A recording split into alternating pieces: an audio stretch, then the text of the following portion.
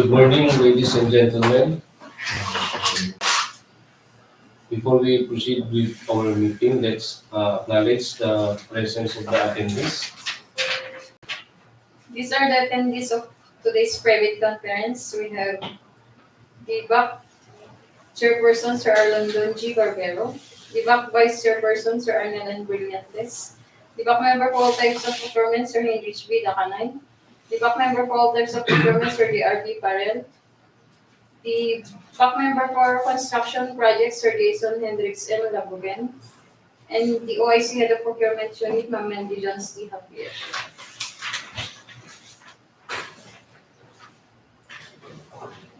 Can you please confirm if we have a quorum?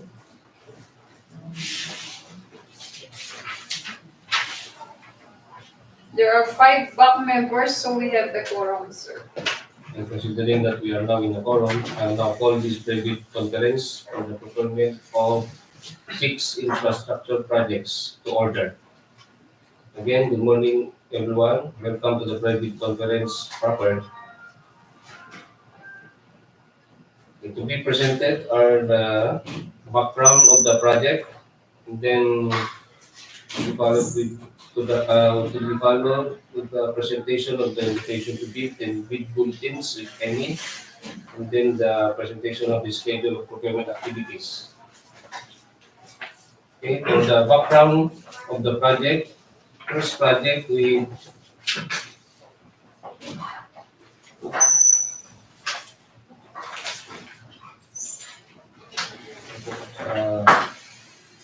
contract ID number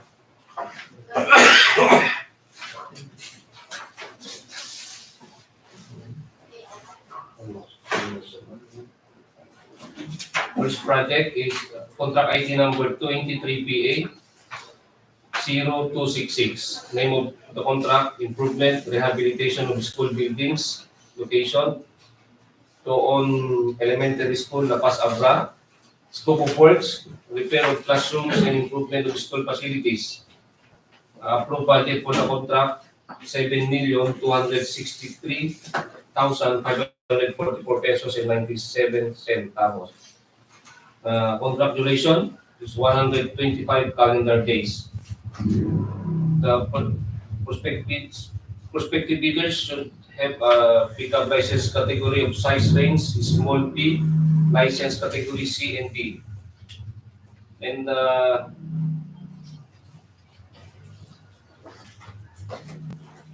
the applicable fee for the bidding documents for this particular project is 10,000 pesos. Next project, contract PA 24PA 0078. Name of contract: organizational outcome 1, ensure safe and reliable national road system, network development program, Off-Carriageway improvement, secondary roads. Location: Abra-Kalinga Road, case 0418 plus 688 to case 0419 plus 450. Scope of works: Off-Carriageway improvement. Approved budget for the contract: 11,685,867 pesos and 52 centavos. Contract duration: 61 calendar days. Prospective bidders should have a pickup license category of size range small b, license category C and D. The bidding fee for the bidding documents is 25,000 pesos. Next project, 24PA 0079. Name of contract: construction of multipurpose building, close parenthesis, Barangay Hall. Location: Barangay Maoay, Bangued, Abra. Scope of works: construction of 8x9 2-story Barangay Hall. Approved budget for the contract: 4,949,802 pesos and 48 centavos. Contract duration: 148 calendar days. Prospective bidders should have a pickup license category of size range small b, license category C and D. And the fee for the bidding documents is 5,000 pesos.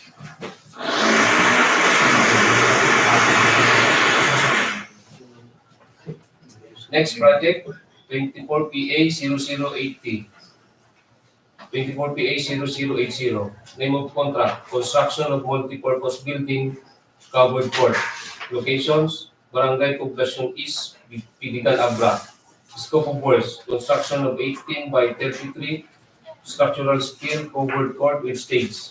Approved budget for the contract, 4,949,791 pesos and 13 centavos. Contract duration, 208 calendar days. Prospective bidders should have a pickup license category of size range small b, license category C and D. The fee for the bidding documents is 5,000 pesos. Next project, contract ID number 240081. Name of contract, replacement of permanent bridges, Balingasa Bridge. Bridge number B02228LJ along Abra-Kalinga Road. Contract ID number 24. Locations, Balingasa Bridge along Abra-Kalinga Road. Scope of works, replacement of permanent bridges. Approved budget for the contract, 48,249,868 pesos and 13 centavos. Contract duration, 194 calendar days.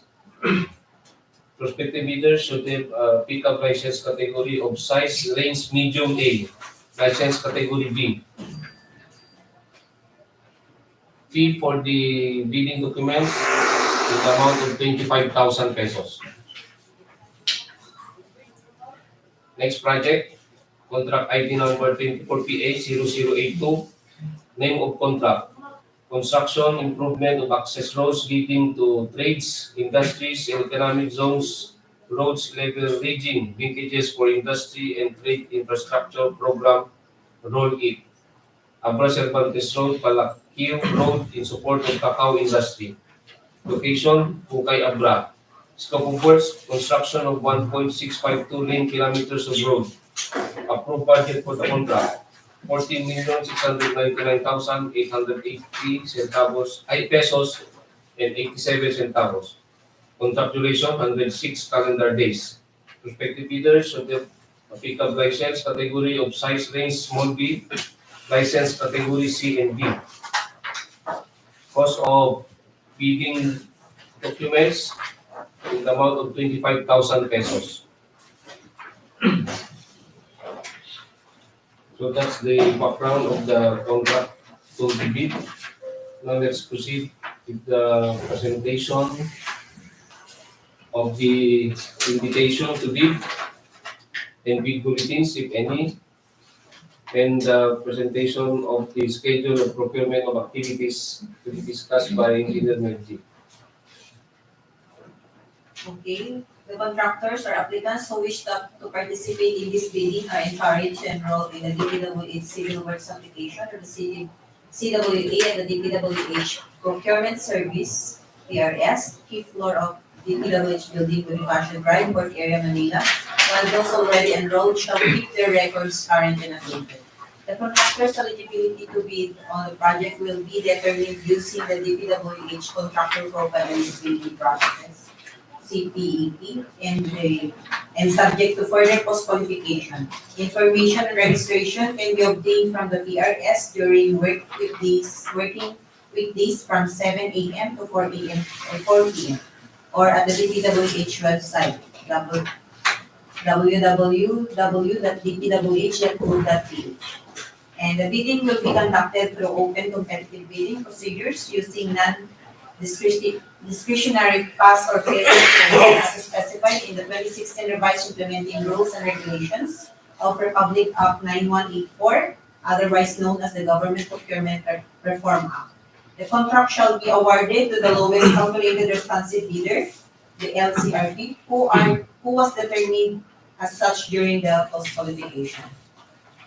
And interested bidders may obtain further information from the DPWH Abra District Engineering Office and inspect the bidding documents at Results Street, Zone 7, Bangued, Abra during weekdays from 8 a.m. to 5 p.m. It may also be downloaded free of charge from the website of the Philippine Government Electronic Procurement System, PhilGEPS, and the website of the procuring entity, provided that bidders shall pay the applicable fee for the bidding documents not later than the submission of their bids.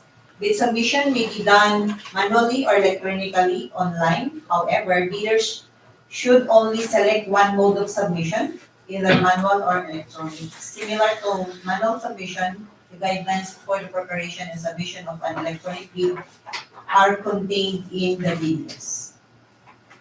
Bid must be duly received by the Bank Secretariat at the address below for manual submission, or at electronic bids at abra@dpwh.gov.ph for electronic submission on or before February 12, 2024 at 10 o'clock a.m.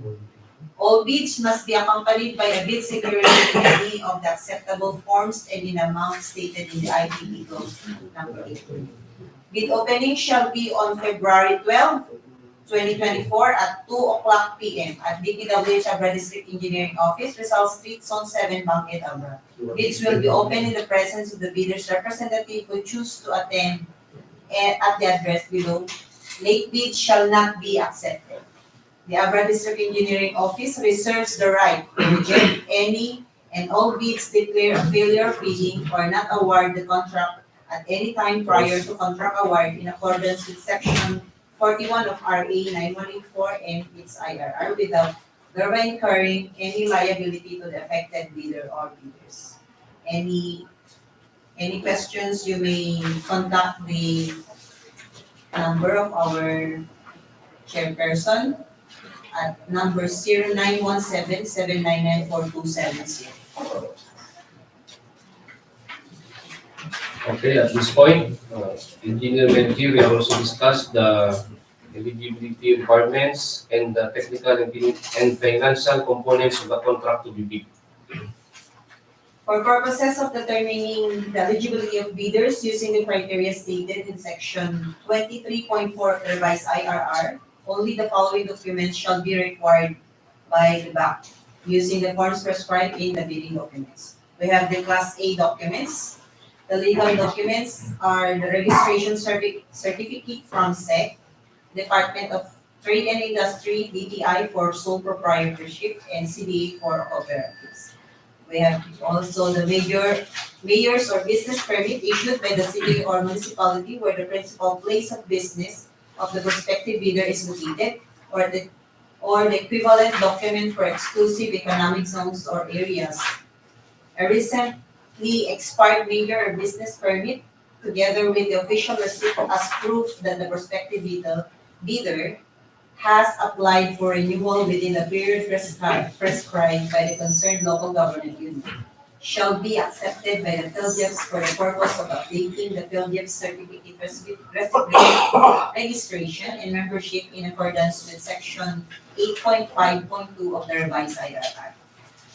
Also, tax clearance per Executive Order 398 Series of 2005 as finally reviewed and approved by the Bureau of Internal Revenue. Then we have also the technical documents, statement of the bidder of all its ongoing government and private contracts, including contracts awarded but not yet started, if any, whether similar or not similar in nature and complexity to the contract to be bid. Then we have also the statement of the bidder's single largest completed contract, or the SLCC, similar to the contract to be bid. In case of the procurement of infrastructure projects, a valid Philippine Contractors Accreditation Board or the PICAB license or the special PICAB license in case of joint ventures, and registration for the type and cost of the contract to be bid.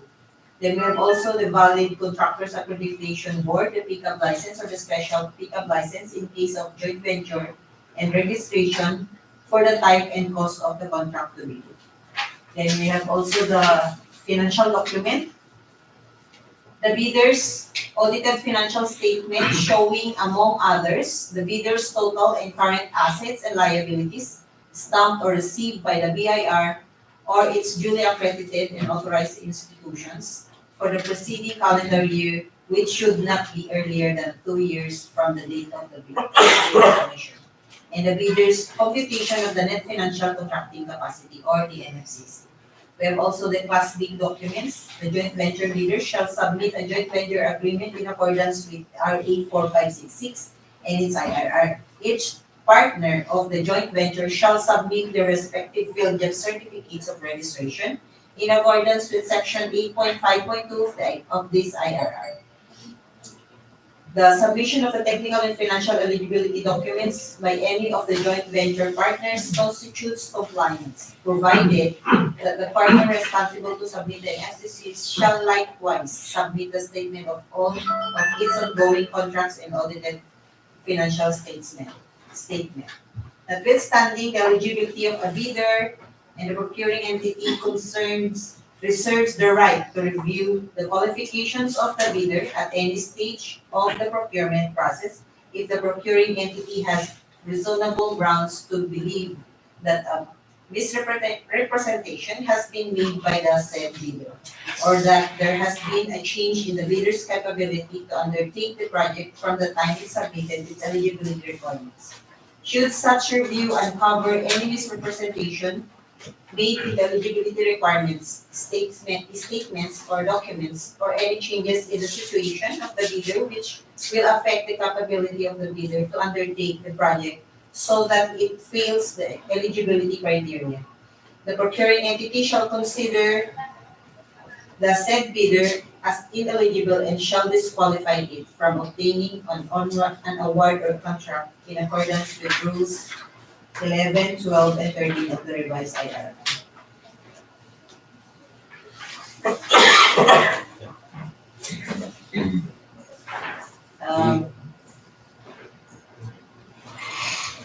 Bidders shall submit their bids through their duly authorized representative using the forms specified in the bidding documents in 2 separate sealed bid envelopes or 2 password-protected bidding documents in compressed archive folders in case of electronic bid submission, and which shall be submitted simultaneously. The first shall contain the technical component of the bid, including the eligibility requirement under Section 23.1 of the revised RRR, and the second shall obtain the financial component of the bid.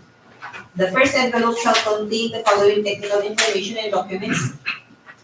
At the lists, we have the PhilJEP's Certificate of Registration and Membership in accordance with Section 8.5.2 of the revised IRR, the pickup license and registration or special pickup license in case of joint venture, then the statement of all ongoing government and private contracts, a statement of SLCC.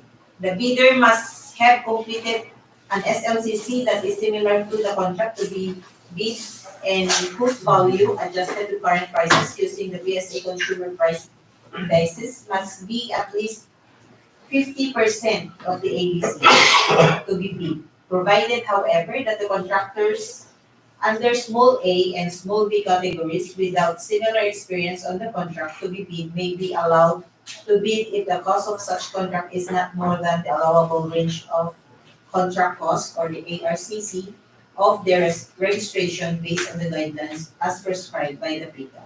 The SLCC shall be supported by an owner's certificate of final acceptance issued by the project owner, other than the contractor, or a final rating of at least satisfactory in the contractor's performance evaluation system, or the CPES. In case of the contracts with the private sector, an equivalent document shall be submitted. Then we have also the NFCC computation, joint venture agreement if applicable. Then we have the bid security in the prescribed form, the amount and validity period. Then the project requirements, which shall include the following: organizational chart of the contract to be bid, list of contractors' personnel, the some example, the project manager, project engineer, materials engineer, and foreman, to be assigned to the contract to be bid with their complete qualification and experience data. Then the list of contractors' major equipment units, which are owned, leased, and or under purchase agreements supported by proof of ownership or certificate of availability of equipment from the equipment lessor or vendor for the duration of the project, as the case may be. and the omnibus term statement in accordance with section 25.3 of the revised IRR. Then the second envelope shall contain the financial information and documents. We have the financial bid form, bid prices in the bill of quantities, legal estimates including the summary sheet indicating the unit price of construction materials, labor rates and equipment rentals used in coming up with the bid, and the cash flow by form. The bidder shall submit a bid securing declaration or any form of bid security in case amount not less than the required percentage of the ABC in accordance with the following.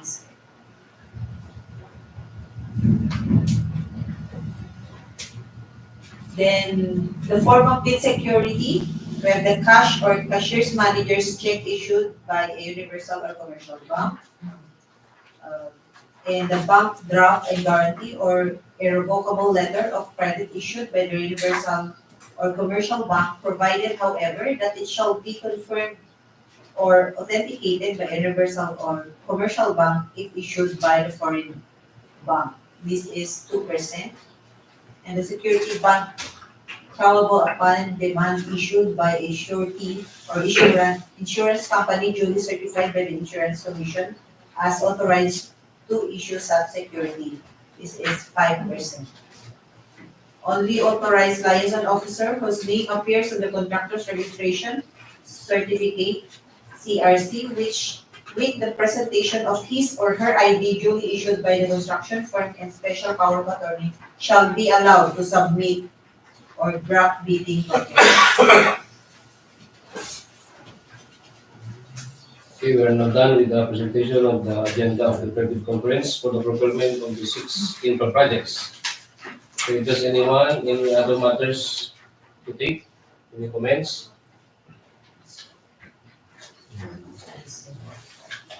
There being no other matters to be discussed, thank you for your presence. This meeting is now adjourned. Thank you.